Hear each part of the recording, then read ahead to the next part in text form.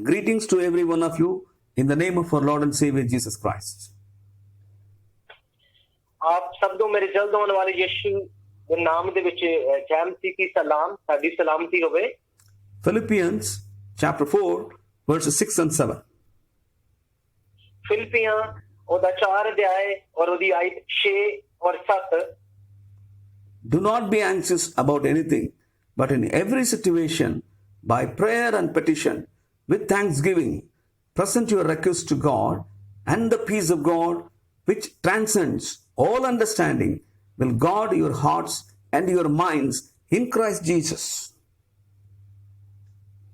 ਕਿਸੇ ਗੱਲ ਦੀ ਚਿੰਤਾ ਨਾ ਕਰੋ, ਸਗੋਂ ਹਰ ਗੱਲ ਵਿੱਚ ਤੁਹਾਡੀਆਂ ਅਰਦਾਸਾਂ, ਪ੍ਰਾਰਥਨਾਵਾਂ ਅਤੇ ਬੇਨਤੀਆਂ ਨਾਲ ਧੰਨਵਾਦ ਸਣੇ ਪਰਮੇਸ਼ਰ ਦੇ ਅੱਗੇ ਕੀਤੀਆਂ ਜਾਣ, ਅਤੇ ਪਰਮੇਸ਼ਰ ਦੀ ਸ਼ਾਂਤੀ ਜੋ ਸਾਰੀ ਸਮਝ ਤੋਂ ਪਰੇ ਹੈ, ਮਸੀਹ ਯਿਸੂ ਵਿੱਚ ਤੁਹਾਡੇ ਮਨਾਂ ਅਤੇ ਸੋਚਾਂ ਦੀ ਰਾਖੀ ਕਰੇਗੀ। My dear brothers and sisters, ਮੇਰੇ ਪਿਆਰੋ ਭੈਣੋ ਤੇ ਭਰਾਵੋ, this is one of the most important counselings needed for whole humanity at this time. ਇਹ ਇੱਕ ਬਹੁਤ ਹੀ ਮਹੱਤਵਪੂਰਨ ਇੱਕ ਸਲਾਹ ਹੈ, ਇੱਕ ਮਸ਼ਵਰਾ ਹੈ ਜੋ ਕਿ ਇਨਸਾਨੀਅਤ ਦੇ ਲਈ ਜ਼ਰੂਰੀ ਹੈ। Because the whole world is under crisis at this moment. ਕਿਉਂਕਿ ਪੂਰਾ ਦਾ ਪੂਰਾ ਵਿਸ਼ਵ ਇਸ ਸਮੇਂ ਇੱਕ ਬਹੁਤ ਵੱਡੀ ਪ੍ਰੋਬਲਮ ਦੇ ਵਿੱਚੋਂ ਦੀ ਜੂਝ ਰਿਹਾ ਹੈ। Everybody is worried now. ਹਰ ਇੱਕ ਚਿੰਤਕ ਹੈ, ਹਰ ਇੱਕ ਚਿੰਤਾ ਦੇ ਕਾਰਨ ਜੂਝ ਰਿਹਾ ਹੈ। We know everywhere problem. ਕਿਉਂਕਿ ਹਰ ਜਗ੍ਹਾ ਹੀ ਸਮੱਸਿਆ ਹੈ। There are problems in the home due to COVID-19. ਕਿਉਂਕਿ COVID-19 ਦੇ ਕਰਕੇ ਹਰ ਜਗ੍ਹਾ ਦੇ ਵਿੱਚ ਤੇ ਘਰਾਂ ਦੇ ਵਿੱਚ ਵੀ ਪ੍ਰੋਬਲਮ ਨੇ। There are problems in the job. ਸਮੱਸਿਆਵਾਂ ਨੇ ਨੌਕਰੀਆਂ ਦੇ ਵਿੱਚ। There are problems in traveling. ਆਉਣ ਜਾਣ ਦੇ ਵਿੱਚ ਸਮੱਸਿਆ ਆ। There are problems in the business. ਵਪਾਰ ਦੇ ਵਿੱਚ, ਸਾਡੇ ਬਿਜ਼ਨਸ ਦੇ ਵਿੱਚ ਸਮੱਸਿਆਵਾਂ ਨੇ। There are problems in politics. ਅਤੇ ਰਾਜਨੀਤੀ ਦੇ ਵਿੱਚ ਵੀ ਸਮੱਸਿਆਵਾਂ ਨੇ। So everywhere people are facing problems because of this virus. ਅਸੀਂ ਜਾਣਦੇ ਹਾਂ ਇਸ ਵਾਇਰਸ ਦੇ ਕਰਕੇ ਹਰ ਜਗ੍ਹਾ, ਹਰ ਥਾਂ ਦੇ ਵਿੱਚ ਸਮੱਸਿਆ ਹੀ ਸਮੱਸਿਆ ਹੈ, ਪ੍ਰੋਬਲਮਸ ਹੀ ਪ੍ਰੋਬਲਮਸ ਨੇ। So now is the time everybody is getting into worry, anxiety or depression. ਤੇ ਹੁਣ ਇਸ ਸਮੇਂ ਹਰ ਇੱਕ ਇਨਸਾਨ, ਹਰ ਇੱਕ ਵਿਅਕਤੀ ਇਸ ਸਮੱਸਿਆ ਦੇ ਕਰਕੇ ਜੂਝ ਰਿਹਾ ਹੈ ਤੇ ਉਹ ਚਿੰਤਾ ਦੇ ਵਿੱਚ ਹੈ, ਪਰੇਸ਼ਾਨੀ ਦੇ ਵਿੱਚ ਹੈ। But the Bible says, ਪਰ ਪਰਮੇਸ਼ਰ ਦਾ ਵਚਨ ਕਹਿੰਦਾ ਹੈ, do not be anxious for anything. ਕਿ ਕਿਸੇ ਵੀ ਗੱਲ ਦੀ ਚਿੰਤਾ ਨਾ ਕਰੋ, ਕਿਸੇ ਵੀ ਗੱਲ ਦਾ ਨਾ ਘਬਰਾਓ।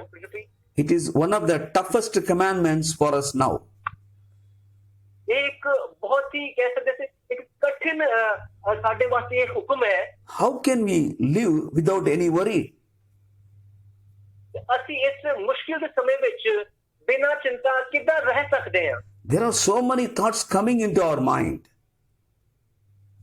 ਤੇ ਸਾਡੇ ਦਿਮਾਗ ਦੇ ਵਿੱਚ ਬਹੁਤ ਸਾਰੇ ਇਸ ਤਰ੍ਹਾਂ ਦੀਆਂ ਸੋਚਾਂ ਤੇ ਵਿਚਾਰ ਆਉਂਦੇ ਨੇ। There are many problems that we have to face and solve.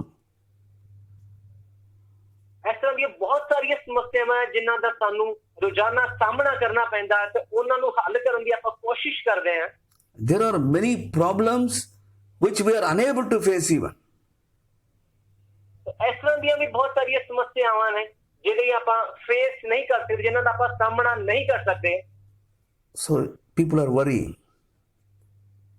ਤੇ ਇਸ ਕਰਕੇ ਲੋਕ ਚਿੰਤਤ ਨੇ, ਪਰੇਸ਼ਾਨ ਹਨ। God's children are also worrying. ਤੇ ਪਰਮੇਸ਼ਰ ਦੇ ਲੋਕ, ਪਰਮੇਸ਼ਰ ਦੇ ਚੁਣੇ ਹੋਏ ਲੋਕ ਵੀ ਚਿੰਤਤ ਨੇ, ਉਹ ਵੀ ਪਰੇਸ਼ਾਨ ਹਨ। But God says, do not worry about anything.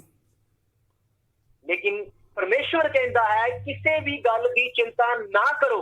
But how can we then fulfill our responsibilities? ਪਰ ਅਸੀਂ ਆਪਣੀ ਜ਼ਿੰਮੇਵਾਰੀ ਕਿੱਦਾਂ ਨਿਭਾ ਸਕਦੇ ਹਾਂ? If we don't worry, ਜੇ ਅਸੀਂ ਚਿੰਤਾ ਨਾ ਕਰੀਏ the problems may increase. ਤੇ ਜਿਹੜੀਆਂ ਸਾਡੀਆਂ ਸਮੱਸਿਆਵਾਂ ਉਹ ਹੋਰ ਵੀ ਵੱਧ ਸਕਦੀਆਂ। ਕਰਦੀਆਂ ਹਨ who will solve our problems now? ਤੇ ਸਾਡੀਆਂ ਇਹ ਪਰੇਸ਼ਾਨੀਆਂ ਇਸ ਸਮੱਸਿਆ ਨੂੰ ਕੌਣ ਹੱਲ ਕਰ ਸਕਦਾ? That's why Apostle Paul writes, but in every situation, ਇਸ ਕਰਕੇ ਹੀ ਸੰਤ ਪੌਲਸ ਇਹ ਲਿਖਦਾ ਹੈ ਕਿ ਹਰ ਇੱਕ ਸਮੱਸਿਆ ਦੇ ਵਿੱਚ, ਹਰ ਇੱਕ ਪਰੇਸ਼ਾਨੀ ਦੇ ਵਿੱਚ by prayer and petition, with thanksgiving, present your request to God. ਤੇ ਤੁਹਾਡੀਆਂ ਪ੍ਰਾਰਥਨਾਵਾਂ ਅਤੇ ਅਰਦਾਸਾਂ ਅਤੇ ਜਿਹੜੀਆਂ ਬੇਨਤੀਆਂ ਉਹ ਪਰਮੇਸ਼ਰ ਦੇ ਕੋਲ ਕੀਤੀਆਂ ਜਾਣ। ਧੰਨਵਾਦ ਦਿੱਤਾ ਹੈ। The term prayer is a common term. ਤੇ ਇਹ ਸ਼ਬਦ ਜੋ ਹੈ ਪ੍ਰੇਅਰ ਹੈ, ਇੱਕ ਬੜਾ ਹੀ ਸਧਾਰਨ ਦਾ ਬੜਾ ਹੀ ਮਸ਼ਹੂਰ ਇਹ ਸ਼ਬਦ ਹੈ ਦੁਆ। The word petition is specific. ਤੇ ਜਿਹੜਾ ਵਰਡ ਇੱਕ ਸ਼ਬਦ ਪਟੀਸ਼ਨ ਹੈ ਉਹ ਇੱਕ ਸਪੈਸੀਫਿਕ ਹੈ, ਉਹ ਯੂਨੀਕ ਹੈ। So, what we have to do, we have to bring our request, our petitions before God with thanksgiving. ਤੇ ਸਾਨੂੰ ਕੀ ਕਰਨਾ ਪਵੇਗਾ? ਸਾਨੂੰ ਸਾਡੀਆਂ ਜਿਹੜੀਆਂ ਅਰਦਾਸਾਂ ਹੈ, ਸਾਡੀਆਂ ਪ੍ਰਾਰਥਨਾਵਾਂ ਹੈ, ਜੋ ਬੇਨਤੀ ਹੈ, ਉਹ ਧੰਨਵਾਦ ਦੇ ਨਾਲ, ਧੰਨਵਾਦ ਸਹਿਤ ਕਰਨੀਆਂ ਪੈਣਗੀਆਂ। So what the apostle says here, we need to replace the anxiety with the prayer. ਤੇ ਇੱਥੇ ਪ੍ਰੇਰਿਤ ਜੋ ਪੌਲੁਸ ਹੈ ਉਹ ਕੀ ਕਹਿੰਦਾ ਹੈ ਕਿ ਸਾਨੂੰ ਸਾਡੀਆਂ ਜਿਹੜੀਆਂ ਪਰੇਸ਼ਾਨੀਆਂ ਹੈ, ਜੋ ਚਿੰਤਾ ਹੈ, ਉਹਨਾਂ ਨੂੰ ਰਿਪਲੇਸ ਕਰਨਾ ਪਵੇਗਾ ਬੇਨਤੀਆਂ ਦੇ ਵਿੱਚ। That means stop worrying and start praying. ਜਿਹਦਾ ਮਤਲਬ ਹੈ ਕਿ ਸਾਨੂੰ ਚਿੰਤਾ ਕਰਨਾ, ਪਰੇਸ਼ਾਨੀ ਜਿਹਦੇ ਵਿੱਚ ਜੋ ਅਸੀਂ ਚਿੰਤਾ ਕਰਦੇ ਹਾਂ ਉਹਨੂੰ ਛੱਡ ਕੇ ਸਾਨੂੰ ਉਹਦੀ ਬਜਾਏ ਪ੍ਰਾਰਥਨਾ ਤੇ ਦੁਆ ਕਰਨੀ ਚਾਹੀਦੀ ਹੈ। So what will happen? ਤੇ ਫਿਰ ਕੀ ਹੋਵੇਗਾ? And definitely God will listen to our prayers. ਤੇ ਸਾਡਾ ਪਰਮੇਸ਼ਰ ਸਾਡੀ ਪ੍ਰਾਰਥਨਾਵਾਂ ਨੂੰ ਸੁਨੇਗਾ And he will solve our problems better than how we can solve our problem. ਉਹ ਸਾਡੀਆਂ ਸਾਰੀਆਂ ਸਮੱਸਿਆਵਾਂ ਨੂੰ ਹੱਲ ਕਰ ਦੇਵੇਗਾ। ਇਸ ਤੋਂ ਵੀ ਵਧੀਆ ਕਿ ਅਸੀਂ ਉਹਨਾਂ ਸਮੱਸਿਆਵਾਂ ਨੂੰ ਖੁਦ ਆਪ ਹੱਲ ਕਰ ਸਕੀਏ। Because Jesus said like this, whatsoever you ask in my name, it shall be granted. ਕਿਉਂਕਿ ਪਰਮੇਸ਼ਰ ਦਾ ਵਚਨ ਇਹ ਕਹਿੰਦਾ ਹੈ ਕਿ ਤੁਸੀਂ ਮੇਰੇ ਨਾਮ ਦੇ ਵਿੱਚ ਕੁਝ ਵੀ ਮੰਗੋਗੇ ਉਹ ਤੁਹਾਡੇ ਲਈ ਹੋ ਜਾਵੇਗਾ। And the 7th verse says like this, ਅਤੇ ਅਗਰ 7ਵੀਂ ਆਇਤ ਨੂੰ ਅਸੀਂ ਪੜ੍ਹਦੇ ਹਾਂ, and the peace of God, which transcends all understanding, will guard your hearts and your minds in Christ Jesus. ਅਤੇ ਉੱਥੇ ਲਿਖਿਆ ਹੈ ਕਿ ਜੋ ਪਰਮੇਸ਼ਰ ਦੀ ਸ਼ਾਂਤੀ ਹੈ ਉਹ ਸਾਡੀ ਸਮਝ ਤੋਂ ਪਰੇ ਹੈ, ਤੁਹਾਡੇ ਮਨਾਂ ਵਿੱਚ ਸੋਚਾਂ ਦੀ ਰਾਖੀ ਵੀ ਕਰੇਗੀ। He talks about the peace of God. ਅਤੇ ਉਹ ਇਸ ਸ਼ਾਂਤੀ ਦੇ ਬਾਰੇ ਗੱਲ ਕਰਦਾ ਹੈ ਜਿਹੜੀ ਤੁਹਾਨੂੰ ਮਿਲਦੀ ਹੈ। This is the divine peace, heavenly peace. ਉਹ ਸਾਨੂੰ ਇੱਕ ਐਸੀ ਸ਼ਾਂਤੀ ਦੇਗਾ ਜੋ ਕਿ ਸਵਰਗੀ ਸ਼ਾਂਤੀ। We have that peace in our heart. ਉਹ ਸ਼ਾਂਤੀ ਅਸੀਂ ਆਪਣੇ ਦਿਲ ਦੇ ਵਿੱਚ ਸਾਡੇ ਕੋਲ ਹੈ। When you lay all your burdens on the Lord through prayer, ਜਦੋਂ ਅਸੀਂ ਆਪਣੇ ਸਾਰੇ ਜਿਹੜੇ ਬੋਝ ਆ ਉਹ ਚਿੰਤਾ ਹੈ ਉਹ ਪਰਮੇਸ਼ਰ ਦੇ ਉੱਤੇ ਪਾ ਦਿੰਦੇ ਆ, ਉਹਦੇ ਉੱਤੇ ਰੱਖ ਦਿੰਦੇ ਆ, the peace of God will come into action. ਤੇ ਪਰਮੇਸ਼ਰ ਦੀ ਉਹ ਸ਼ਾਂਤੀ ਹੈ ਸਾਡੇ ਮਨਾਂ ਤੇ ਸਾਡੇ ਦਿਲਾਂ ਦੇ ਵਿੱਚ ਆਵੇਗੀ। What it will do? ਤੇ ਉਹ ਕੀ ਕਰੇਗੀ?